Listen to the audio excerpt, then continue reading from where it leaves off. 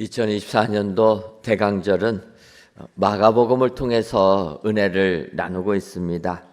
복음의 시작인 예수님, 예언을 통해서 이 땅에 오셨고, 이 예수님을 또 세례 요한은 능력이 많으신 예수님, 우리가 감당치 못할 예수님, 더 나아가서 성령 세례를 베푸시는 예수님이라 이렇게 선포를 합니다.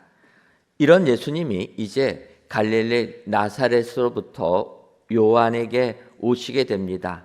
그리고 오늘 마가복음 1장 9절을 보면 그때 예수께서 갈릴리 나사렛으로부터 와서 요단강에서 요한에게 세례를 받으시고 이렇게 말씀하고 있는 겁니다. 사실 세례 요한의 선포는 우리 예수님은 성령 세례를 베푸시는 분이라 이렇게 선포를 합니다. 성령 세례를 베푸시는 예수님이 세례 요한에게 와서 물 세례를 받으신다라는 것, 이것은 전혀 그럴 수 없는 일이라는 겁니다. 그래서 세례 요한은 마태복음 3장 14절에서 요한이 말려 이르되 내가 당신에게 세례를 받아야 할 터인데 당신이 내게로 오시나이까? 라고 반문하면서 거절을 하는 겁니다. 맞는 얘기 아닙니까? 예수님은 성령 세례를 베푸시는 분이고 세례 요한은 단지 물 세례를 베푸는 자인데 그 예수님이 세례 요한의 세례를 받으러 나왔다라는 겁니다. 그러니까 요한이 아니다라고 합니다. 이때 15절을 보면 예수께서 대답해 이르시되 이제 허락하라. 우리가 이와 같이 하여 모든 의를 이루는 것이 합당하니라 하시니 이에 요한이 허락하는지라. 예수님께서 요한에게, 거절하는 요한에게 이야기하는 겁니다. 이와 같이 하여서 모든 의를 이루는 것이 옳은 것이다 이야기합니다. 바꿔 말하면 하나님께서 원하시는 모든 일을 하는 것, 이것이 중요하다라는 겁니다. 그래서 세례 요한에게 나에게 세례를 베풀라 명하셨던 것이고 세례 요한이 예수님께 세례를 베풀 때 놀라운 하나님의 음성이 들리게 되는 것입니다. 그래서 오늘 이 시간 하나님께서 의를 이루기 위하여서 예수님을 세례받게 하실 때 어떠한 말씀들을 하시는가 이 시간 살펴보시고 이 일을 위하여 이 땅에 오신 예수님을 기다리고 기다리시는 저와 여러분들 되시기를 주님의 이름으로 축원합니다. 그렇다면 예수님께서 세례 요한의 세례를 받으실 때 어떠한 일들이 일어납니까? 먼저는 하늘이 갈라집니다. 오늘 보면 마가복음 1장 10절을 보면 곧 물에서 올라올 새 하늘이 갈라지고 성령이 비둘기같이 자기에게 내려오심을 보치더니 이렇게 말씀합니다. 10절 상반절을 보면 예수님께서 세례 요한에게 세례를 받으실 때 하늘이 갈라졌다라는 겁니다. 바꿔 말하면 그전에는 하늘이 갈라지지 않고 땅과 하늘이 구별되어 있는데 하늘이 갈라져서 하나님의 말씀이 들리게 되었다라는 겁니다. 하나님의 역사에 개입하심을 알려주는 사건이라는 겁니다. 이것 우리가 구약 성경을 보게 되면은 출애굽하는 이스라엘 백성들을 생각해 볼 수가 있습니다. 우리가 아는 대로 이스라엘 백성도 출애굽할 때 홍해 바다가 갈라지게 되는 겁니다. 이스라엘 백성들 요셉이 총리가 되었을 때 애굽으로 먹을 것을 구하러 오게 되었고 그래서 그곳에 정착하여서 400년의 시간이 흐르게 됩니다. 그 사이에 이스라엘 백성들은 애굽 사람들의 노예가 되어서 애굽 사람들을 섬기게 됩니다. 기한이 차니까 하나님께서 이제 모세를 예비하셔서 이스라엘 백성들을 해방시켜 주라 명하게 됩니다.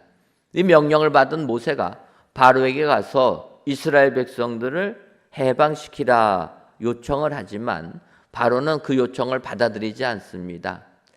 10가지 재앙이 오면서 마지막 10번째 장자가 죽게 되는 그 재앙이 임하자 어쩔 수 없이 바로는 이스라엘 백성들의 출애굽을 허락을 해주었다라는 겁니다. 그래서 이렇게 바로의 허락을 받아서 이제 이스라엘 백성들은 약속의 땅 가나안을 향하여 출발하게 됩니다. 가다 보니까 바다가 있는 겁니다. 그래서 이제 바다 앞에 장막을 치고 이 바다를 어떻게 건너갈까 생각하고 있는데 그 사이에 출애굽을 허락한 바로의 마음이 바뀌게 된 겁니다.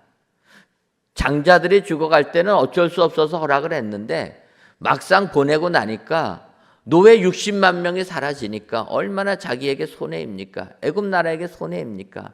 그래서 다시 뜻을 바꿔서 군사들을 보내어 이스라엘 백성들 잡아오라라는 겁니다. 이스라엘 백성들은 아무 생각 안 하고 바닷가 앞에서 진을 쳤는데 돌아보니까 애굽 군대가 쳐들어오는 걸 목격하게 된 겁니다. 그때 이스라엘 백성들 출애굽기 14장 11절과 12절을 보면은 모세에게 불평을 합니다. 애굽에 매장지가 없어서 당신이 우리를 이끌어내어 이 광야에서 죽게 하느냐? 어찌하여 당신이 우리를 애굽에서 이끌어내어 우리에게 이같이 하느냐? 우리가 애굽에서 당신에게 이른 말이 이것이 아니냐? 이르기를 우리를 내버려 두라. 우리가 애굽 사람을 섬길 것이라 하지 아니하였더냐? 애굽 사람을 섬기는 것이 광야에서 죽는 것보다 낫겠노라. 여러분, 이스라엘 백성들은 바로 군대가 따라오는 것을 보면서 모세에게 이야기를 합니다. 그런데 그들이 하는 이 불평은 어찌 보면은 일견 맞는 내용이라는 겁니다. 애굽에 매장지가 없어서 이 바닷가까지 데리고 와서 우리를 다 죽게 만드느냐? 애굽에서 그냥 죽으면 되는 것 아닙니까? 그들이 한 얘기입니다. 그냥 우리를 놔두라. 우리는 애굽에서 노예 삶 사는 것이 이곳에서 죽는 것보다는 낫지 않냐?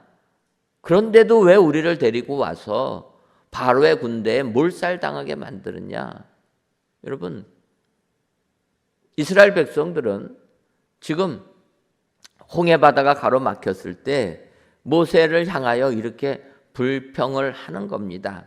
이때 하나님께서 말씀하시는 겁니다.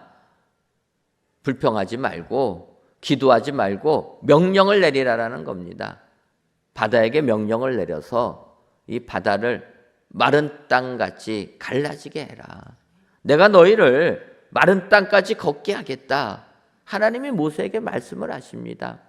그래서 모세가 하나님의 말씀에 순종해서 홍해바다에 명하니까 우리가 아는 대로 홍해바다가 마른 땅같이 갈라진 것 아닙니까? 그래서 이스라엘 백성들은 그 홍해바다를 안전하게 건넜습니다. 거기를 뒤따라오던 애굽 군대, 그들은 그 바다에 들어갔다가 다시 물이 삼켜가지고 다 몰살당하지 않습니까? 그래서 이 부분을 출애굽기 14장 31절을 보면 이스라엘이 여호와께서 애굽 사람들에게 행하신 그 큰 능력을 보았으므로 백성이 여호와를 경외하며 여호와와 그의 종 모세를 믿었더라.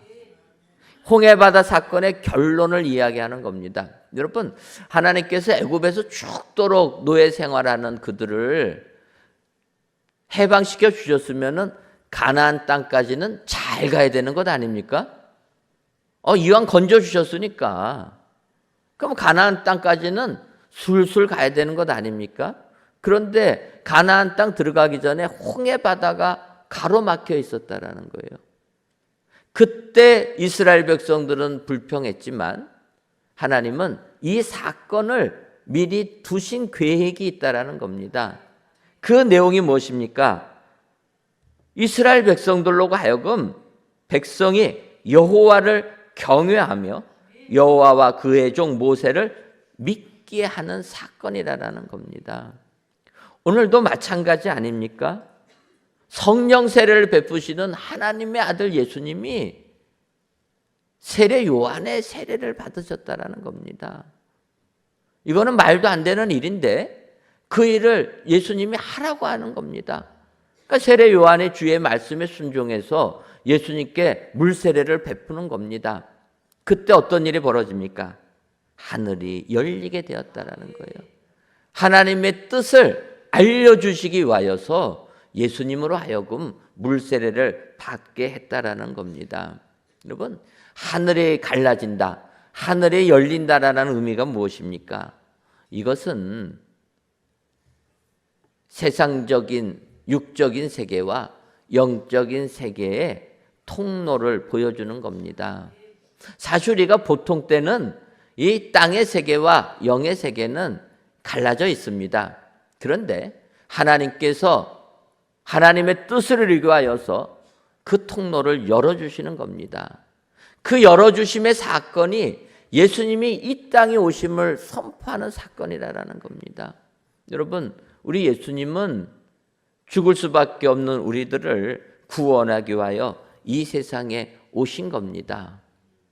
그래서 하나님께서는 그 예수님의 물세례를 통하여서 하늘이 열려지는, 그래서 하나님의 뜻을 알려주는 그 축복을 우리에게 허락해 주셨다라는 겁니다.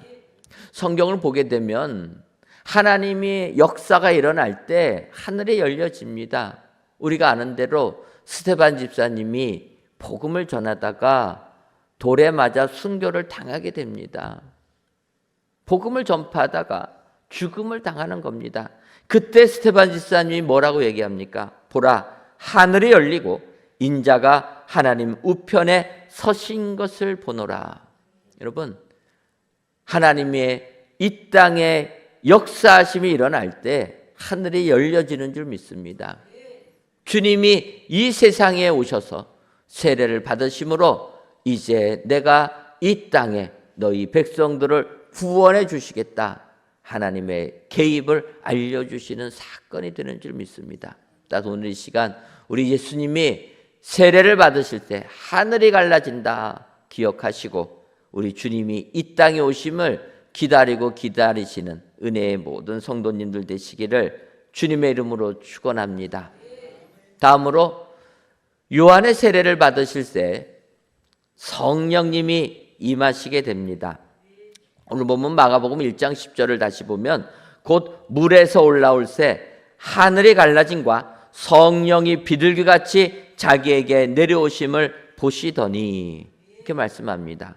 하반절을 보면 성령이 비둘기같이 자기에게 내려오심을 보시더니, 성령님이 비둘기같이 오신다 이렇게 얘기합니다. 여기서 우리가 먼저 살펴볼 것은, 그러면 성경에서 말하는 비둘기라는 것은 무엇일까?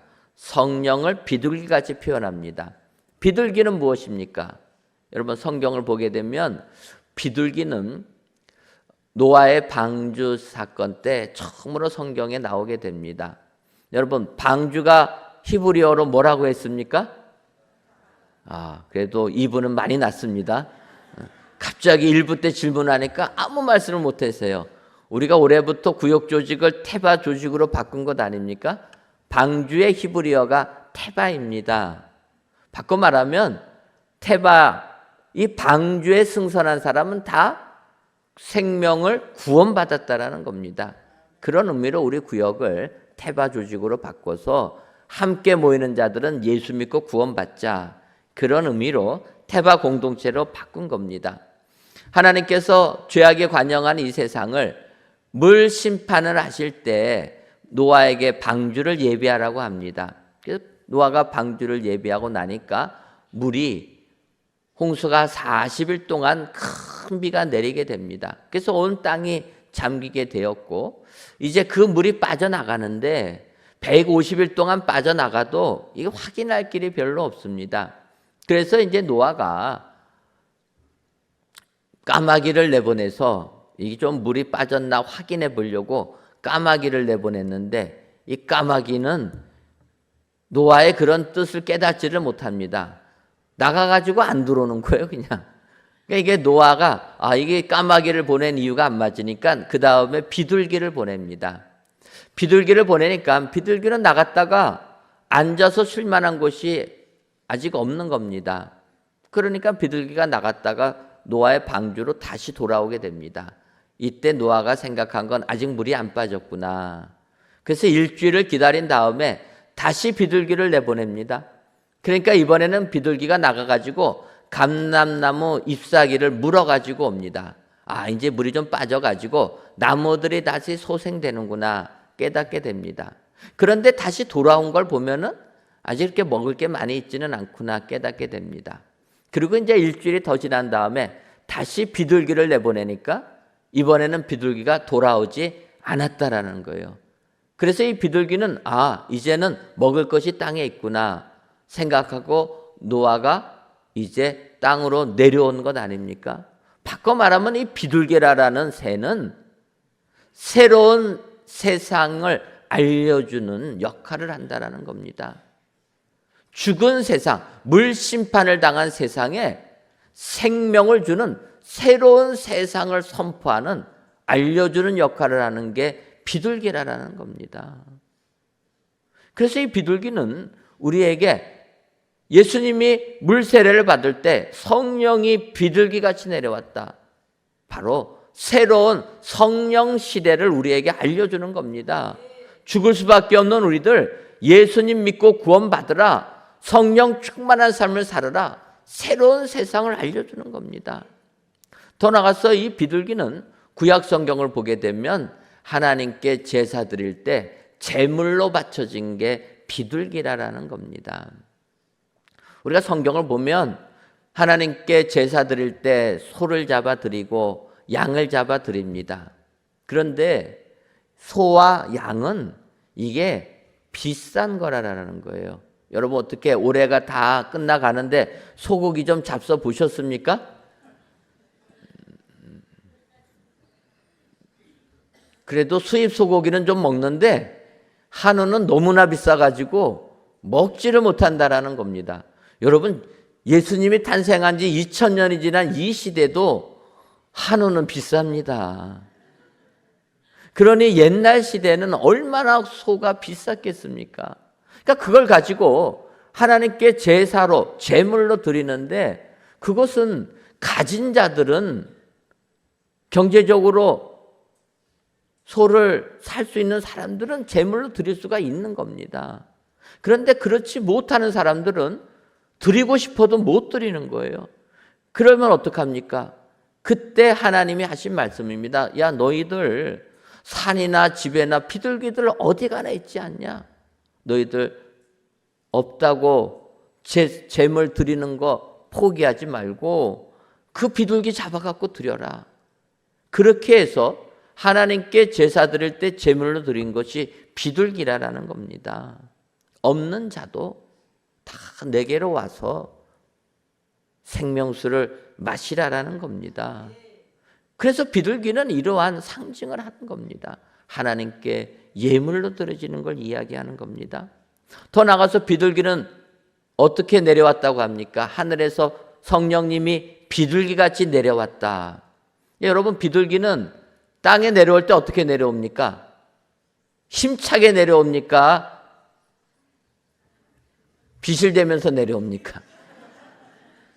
비둘기는요, 이 새의 왕이라고 하는 우리가 말하는 독수리, 매 이런 새들은 어떡합니까? 큰 두 날개를 힘차게 솟구쳐가지고 땅에 올라가서 내려와서 사냥할 때도 엄청나게 빠른 속도로 내려와서 사냥을 하게 됩니다. 근데 비둘기는 비실비실 되는 것 아닙니까?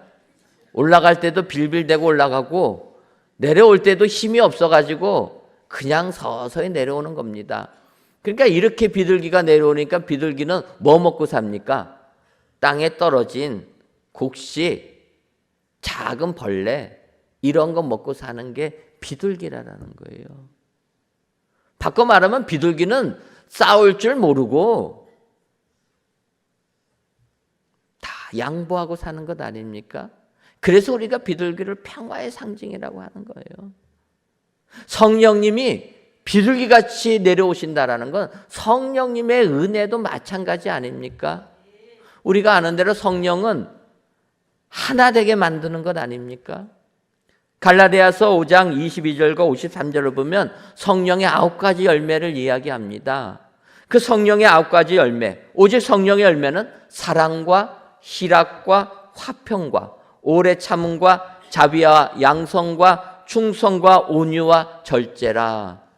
9가지 덕목을 이야기하는데 이 성령의 열매라는 것은 결국은 사랑이 아니겠습니까?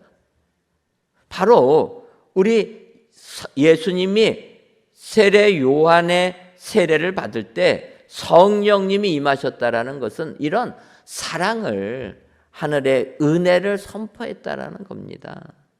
그거를 하나님이 알려주시기 위하여서 예수님 세례받게 만들었다라는 겁니다.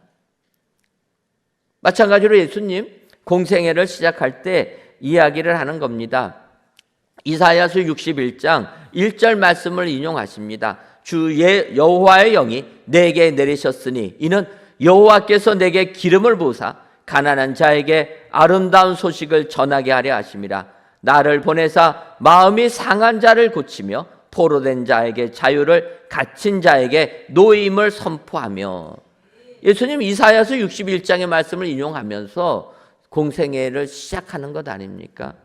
주님은 성령님이 이 세례 요한의 세례를 받을 때 성령님이 비둘기같이 임하심을 보여주면서 나에게 성령님이 임했다는 것을 세상에 공포하면서 선포하시는 겁니다. 가난한 자에게 아름다운 소식을 전하고 마음의 상한 자를 고쳐주시고 포로된 자에게 자유를, 갇힌 자에게 노임을 선포하시는 분이라. 여러분, 바로 이러한 하나님의 뜻을 이루기 위하여서 우리 예수님이 요한의 세례를 받으신 줄 믿습니다. 이런 예수님을 기억하시고 하나님의 뜻을 깨달으셔서 이번 대강정 기간 예수님의 오심을 진심으로 기다리시는 은혜의 모든 성도님들 되시기를 주님의 이름으로 축원합니다. 마지막으로 예수님께서 요한의 세례를 받으실 때 하늘에서 기뻐했다라는 겁니다. 마가복음 1장 11절을 보면 하늘로부터 소리가 나기를 너는 내 사랑하는 아들이라 내가 너를 기뻐하노라 하시니라. 이렇게 말씀합니다. 육신을 입고 이 땅에 오신 예수님을 하나님께서 이야기하는 겁니다. 너는 내 사랑하는 아들이라 내가 너를 기뻐하노라.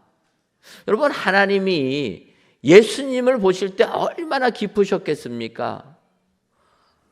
하나님과 동등됨을 취할 것으로 여기지 아니하시고 오히려 자기의 형체를 비워서 종의 형체를 입으시고 이 땅에 오셔서 죽기까지 충성하셔서 십자가의 고난을 당하신 예수님, 그 예수님을 볼 때 하나님이 얼마나 기쁘셨겠습니까? 왜 기쁘시겠습니까? 그 예수를 믿으면 우리 온 인류가 구원을 받기 때문 아닙니까? 여러분, 부모가 제일 기뻐하는 것이 무엇입니까? 자녀들이 잘 되는 것 아닙니까? 자녀들이 부모를 부모라고 인정하지 아니하면 부모가 얼마나 상처가 되겠습니까?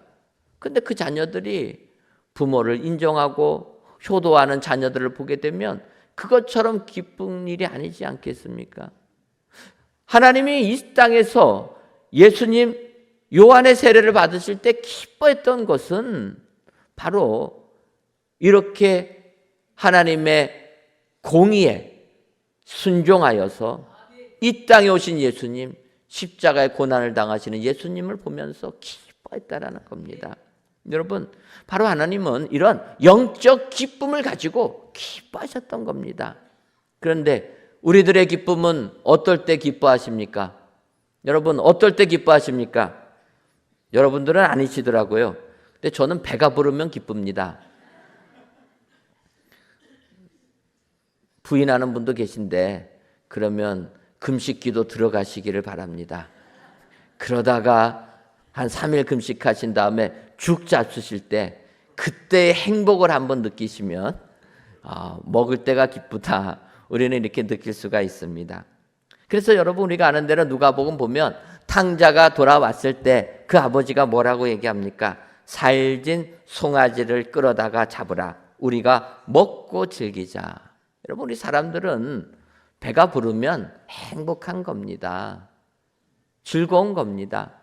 그래서 예수님의 족보에 올라간 그 룻이 있지 않습니까? 룻이 보아스하고 만나서 결혼을 하게 되는데 그 결혼하는 사건에서도 보아스가 추수를 하고 그 많은 것을 거둬들였을 때 기뻐가지고 기뻐했을 때 그런 역사가 일어나게 되는 겁니다. 룻기 3장 7절을 보면 보아스가 먹고 마시고 마음이 즐거워 가서 곡식단 더미의 끝에 눕는지라.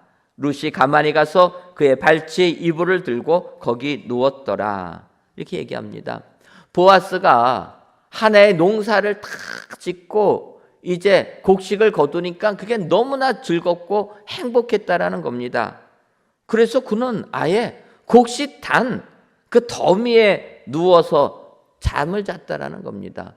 아니 집에 가서 자지 그 곡식이 좋다고 거기다가 이마대고 잡니까? 근데 사실 사람들은 그렇게 먹을 거가 있으면 행복해지는 겁니다. 마음이 즐거운 거예요. 어찌 보면 사람의 이 기쁨의 시작은 먹을 것부터 시작한다, 이렇게 볼 수가 있는 겁니다. 그런데 우리가 아는 대로 먹을 것이 없을 때는 먹기만 해도 행복할 것 같은데 먹고 나면 그러면 먹을 것 같고 행복해지지가 않는다라는 거예요. 그래서 솔로몬은 전도서 5장 10절에서 은을 사랑하는 자는 은으로 만족하지 못하고 풍요를 사랑하는 자는 소득으로 만족하지 아니하나니 이것도 헛되도다 이야기하는 겁니다. 육적으로 배고픈 것이 해결되면 만족이 안 된다라는 겁니다. 아시는 것처럼 우리나라가 수십 년 전에는 정말 먹고 살 게 없었습니다. 대학을 나와도 직장에 취직이 안 됐습니다. 회사가 없으니까 안 되는 거예요. 그래서 인류대 나온 사람들도 결국은 유럽이나 미국이나 다른 나라 가서 거기서 먹고 살 것을 구한 것 아닙니까? 미국의 이민 온 1세대 분들을 보게 되면 우리나라에 먹을 것이 없었던 시대에 미국으로 이민을 오신 분들입니다. 그래서 그분들은 미국에 와보니까 먹을 것이 풍족해가지고 행복하게 사신 거예요. 지금 한 80대, 90대 되신 미국에 사시는 분들은 미국 삶이 최고로 만족합니다. 왜? 우리나라 땅에 있을 때 배고팠는데 미국이란 나라 오니까 그래도 배가 불렀다라는 겁니다. 행복합니다. 그런데 요즘에 미국으로 이민 가는 사람들은 그게 안 되는 거예요. 왜냐하면 우리나라도 먹을 것이 풍족하지 않습니까? 우리나라에서도 잘 먹었는데 미국을 가니까 먹는 건 똑같은 것 아닙니까? 그러면 그 다음 것에 기쁨이 있어야 되는데 사실 미국 생활이 쉽지 않아서 문화생활하기는 어렵다라는 겁니다. 그러니까 그들이 거기서 만족을 못 느끼고 다시 역이민하는 것 아닙니까? 다시 우리나라 돌아온다라는 거예요. 여러분, 사람의 기쁨은 이 땅의 것으로 채워지지 않는 겁니다. 진정한 기쁨은 오늘 하나님이 기뻐하신 것처럼 영적인 기쁨에 있어야 한다라는 겁니다. 그래서 다윗은 시편 16편 11절에서 주께서 생명의 길을 내게 보이시리니 주 앞에는 충만한 기쁨이 있고 주의 오른쪽에는 영원한 즐거움이 있나이다. 영적인 즐거움을 노래하고 있었다라는 겁니다. 오늘 예수님께서 요한의 세례를 받으실 때 하나님은 영적 기쁨을 말씀하고 있다라는 겁니다. 예수님이 이 땅에 오신 것은 온 인류를 구원하기 위하여 오셨다. 그 구원의 기쁨을 지금 하나님은 우리에게 알려주시는 거라는 겁니다. 마찬가지로 이렇게 예수님 이 땅에 오셔서 공생애를 시작하십니다. 그러다가 마태복음 16장을 보게 되면 우리가 잘 아는 대로 베드로가 그 예수님을 보면서 신앙 고백을 합니다. 여러분, 베드로가 뭐라고 합니까? 주는 그리스도시요 살아계신 하나님의 아들이시니이다. 비로소 베드로가 예수님을 메시아라, 하나님의 아들이라 고백을 하는 겁니다. 이 고백을 들은 예수님이 너무나 기쁘셨고, 왜냐? 내가 이 땅에 온 목적을 드디어 베드로가 깨닫게 되었다. 그것을 아시고 기뻐하시면서 마태복음 16장 21절을 보면 이때로부터 예수 그리스도께서 자기가 예루살렘에 올라가 장로들과 대제사장들과 서기관들에게 많은 고난을 받고 죽임을 당하고 제3일에 살아나야 할 것을 제자들에게 비로소 나타내시니, 그 전까지는 예수님께서 십자가의 죽으심과 부활을 얘기하지 않았다라는 겁니다. 내가 메시아인 것도 아직 모르고 있는 그들이기 때문에 그 메시아가 십자가의 고난을 받아야 된다라는 것 얘기해봤자 깨닫지도 못해서 안 하셨다라는 겁니다.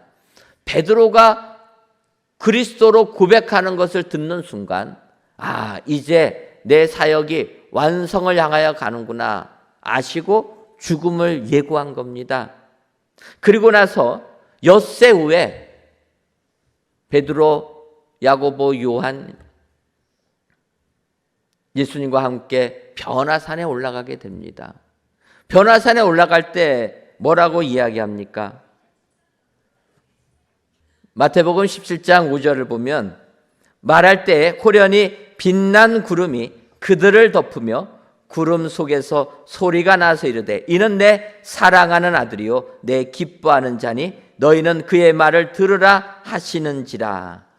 여러분, 예수님께서 요한의 세례를 받으실 때 하늘에서 하나님이 기뻐하시면서 이는 내 사랑하는 아들이요 내 기뻐하는 자라 오늘 본문에 말씀하십니다.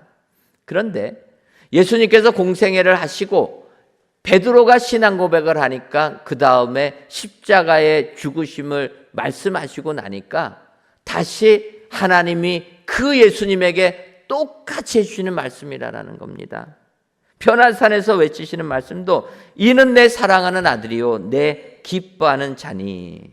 여러분, 예수님이 이 땅에 오셔서 온 인류를 구원하기 위하여 그의 몸을 희생하는 것을 아시고 오셨고 3년의 시간을 보내시면서 또 그 뜻을 이루기 위하여 예루살렘으로 올라가시는 것을 우리 하나님은 아시고 기뻐했다라는 겁니다.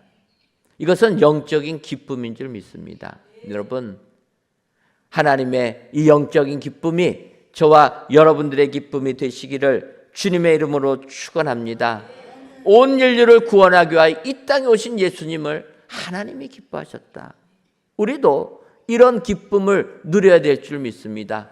죽을 수밖에 없는 우리들을 위하여 십자가의 고난을 당하신 그 예수님의 그 사랑, 그 기쁨을 우리가 누릴 때 진정 이번 대강절은 하늘의 은혜를 체험하는 축복의 대강절이 다 되게 될 줄 믿습니다. 이 같은 대강절의 기쁨이 저와 여러분들 삶 가운데 임하시기를 주님의 이름으로 축원합니다. 기도하겠습니다. 하나님, 대강절을 보내며 이 시간 성전에서 또는 각 예배 초소에서 귀한 예배를 드리게 하시니 감사합니다.